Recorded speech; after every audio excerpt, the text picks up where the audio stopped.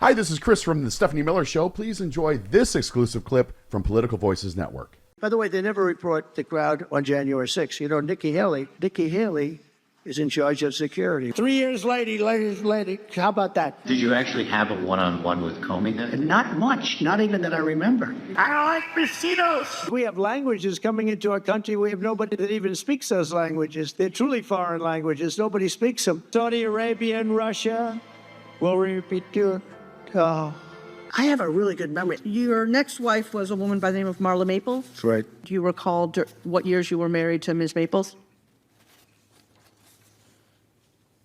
It's called like Up Here, and it's called Memory, and it's called other things. So you don't remember saying you have one of the best memories? I don't remember that. Just days after criticizing Biden, Trump misspells Laken Riley's name wrong on a photograph. He autographed for her family at his rally. And you said, of course he did. Mark Hamill tweeted, nothing to see here, folks, just a run-of-the-mill shot of a smiling ex-president grotesquely posing a photo of a tragic victim of violence he thought appropriate to autograph. I mean, meanwhile, how many American women are killed by American men every year? Do we know? And how many with guns, more importantly? Right. This is... Yeah. I mean, how many people does corporate America kill every year? Right. I mean, whether we're talking about undocumented workers working in slaughterhouses, or we're talking about poison toxins being dumped into lakes, rivers, and streams. I mean, Donald Trump himself, the first day he was in office, signed an executive order to allow mining companies to dump their toxic slurry into nearby rivers and streams. Made it perfectly legal. I wonder what kind of cancer clusters that caused. But, we got to focus on the people of color who, like all people, occasionally will commit crimes. But the very serious crimes get there's a big distraction effort, so we're not paying attention to the serious crimes. I mean, there was a Republican official in Alabama who was just arrested for murder. Murder and sexual torture. Yes. Yeah, that's a Republican official in the state of Alabama. I wonder if Katie Britt has pretended to care about that yet. By the way, thank you for your text from you and Kimberly about my Katie Britt performances. I appreciate it. It was amazing. We were sitting here. Yeah, I'm sitting here working, and Kimberly just comes barreling into my office with her MacBook and sets it down. And is like, oh my God, you've got to see Stephanie Miller's bit about Katie Britt. She did a sketch, and it is unbelievable. And we sat here, just tears streaming down our face, laughing tears. our asses up. Can you call me sir, like I'm Peppermint Patty? Yeah. Sir, got tears. Tears in my eyes. Tears in my eyes. Well, we've been saying too, Bob. What is the chance? I mean, this is another, what's the word? Just point the finger at the mainstream media that she thought she could get away with what Jody said she knew was a complete lie. The centerpiece of her story is a complete lie. The sex trafficking did not happen in any way because of Joe Biden's policies. Happened under George W. Bush in Mexico. But she had to know, the mainstream media won't. So it's some independent TikTok journalist that exposes it. But I mean, amazing. There are so many cynical things about that. And that's, I think, one of the things that's not getting discussed as much because it was just so horrendously cringe and awkward to watch.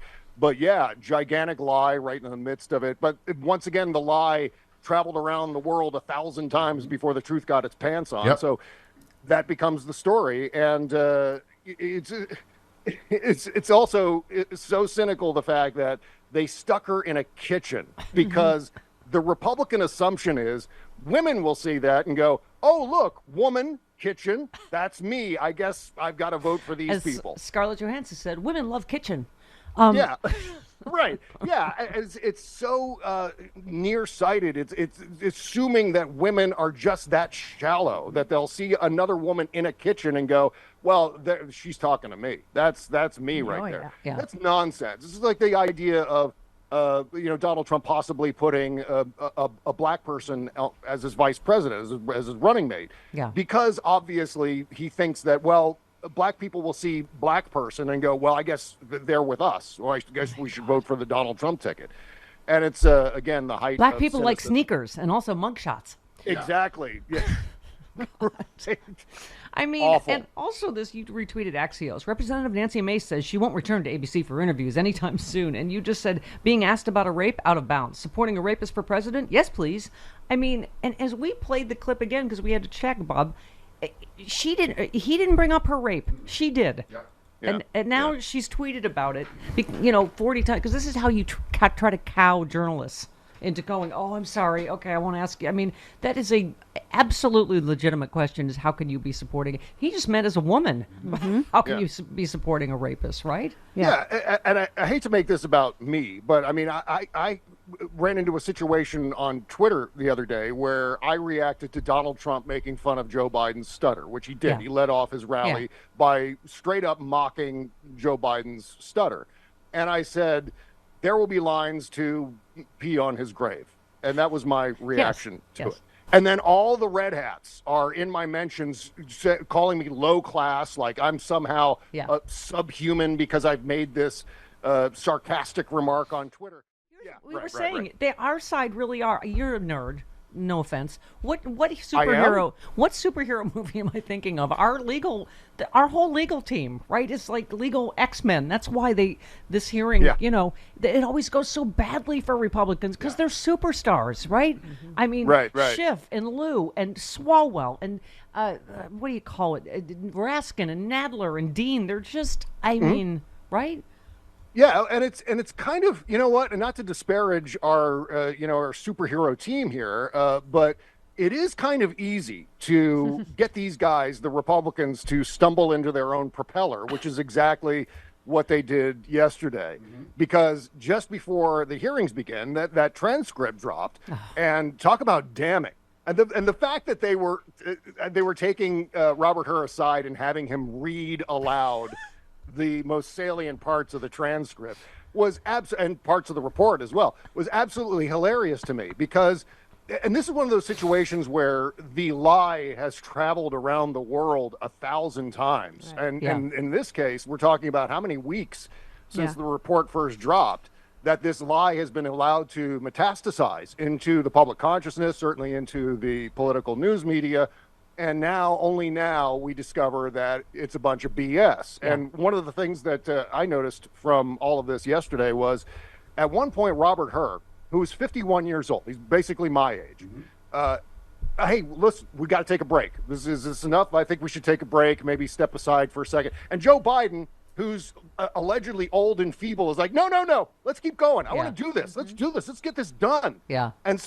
And that's, of course, kind of the way he's been handling the presidency all this time. Yeah. And one of the things along those lines, I've been thinking about this, and Donald Trump set this standard during his 4 years, that the president has to be up in our faces all the time, 24/7, relentlessly agitating and hectoring us. Yeah. And that's not how the presidency is supposed to be. Getting the S done, right? That's what he's doing. Exactly. And that's what Joe Biden's been doing. Joe Biden's been doing the hard work and staying out of our faces the whole time. And I think that's being misinterpreted as being, they're hiding him. Well, that's not. No, he's just doing the job. Yeah. And now he's doing the job of running for president, and we see the results of that. Yeah. Well, I mean, I just love you quoted from the report. You said, we conclude that no criminal charges are warranted in this matter. We would reach the same conclusion even if the Department of Justice policy did not foreclose criminal charges against a sitting president. The Hur report. Right. Thank you, Bob. Yeah. I mean, Robert Garcia, representative, another one of our superheroes, said, not sure if you've all read the Robert Hur transcript, but President Biden seems engaged, goes into incredible detail, tells numerous stories, is clear-headed over 2 rigorous days of interviews. House Republicans once again have nothing and are wasting our time. The poisonous part, I mentioned this earlier, this is David's tweet. Robert Hur keeps saying he didn't exonerate Biden. His choices were to charge Biden with a crime or not to charge him. Clinging to some notion that Biden's guilty, but he just couldn't prove it, is exactly what the Justice Department doesn't condone. And that's why Merrick Garland should not have, I mean, I don't even know what to say about him anymore. But, that is a poisonous idea, and it's a right-wing talking point. Like someone said to him, can you be a little bit charged or a little bit not charged? I mean, come on, give me a break. Yeah. I mean, as soon as Merrick Garland saw that report with all the color inserted into it, all of Robert Hur's little snarky observations, he should have yanked the report right then and there. Had Robert Hur edited it and then after it's done, after the report is filed and fixed, then Merrick Garland should have fired Robert Hur or asked for his resignation, Bob, which is I maybe just what I happened. just was going to ask you that. Is I wonder if that's why he resigned.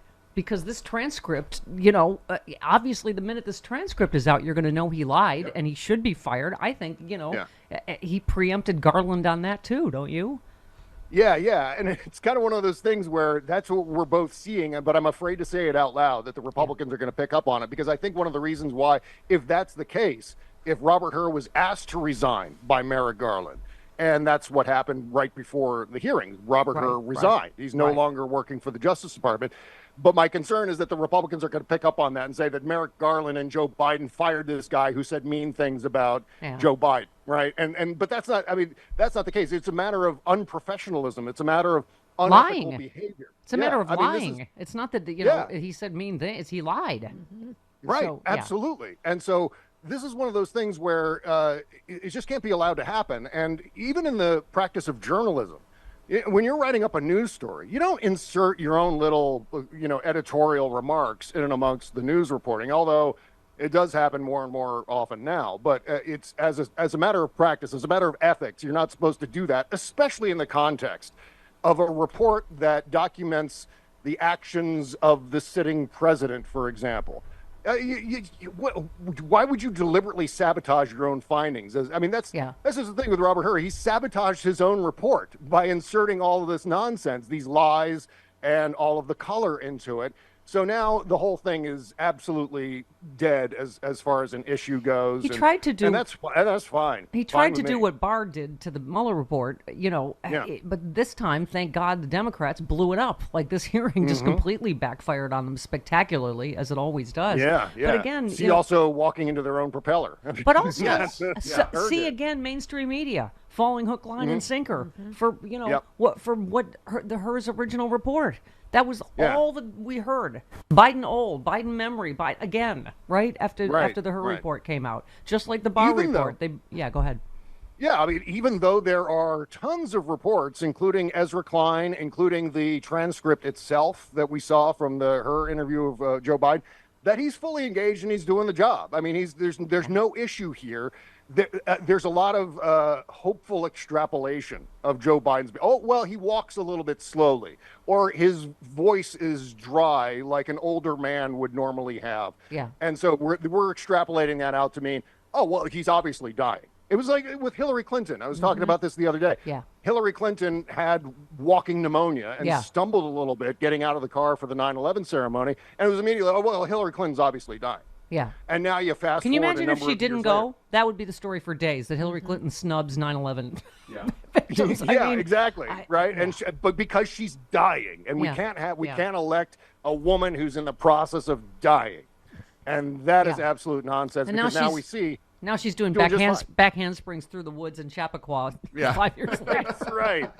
She's a professional dog walker in the woods in Chappaqua. It's just an incredible thing, and we see this all the time, where it's like someone's on the verge of death, and they turn out to be just fine. And you know what? It's going to drive me bananas if Joe Biden loses this election because people think he's old, and then 4 or 5 years from now, he's out doing speeches and he's eating ice cream and he's doing the Joe Biden, doing archery, evidently. It's just an incredible thing.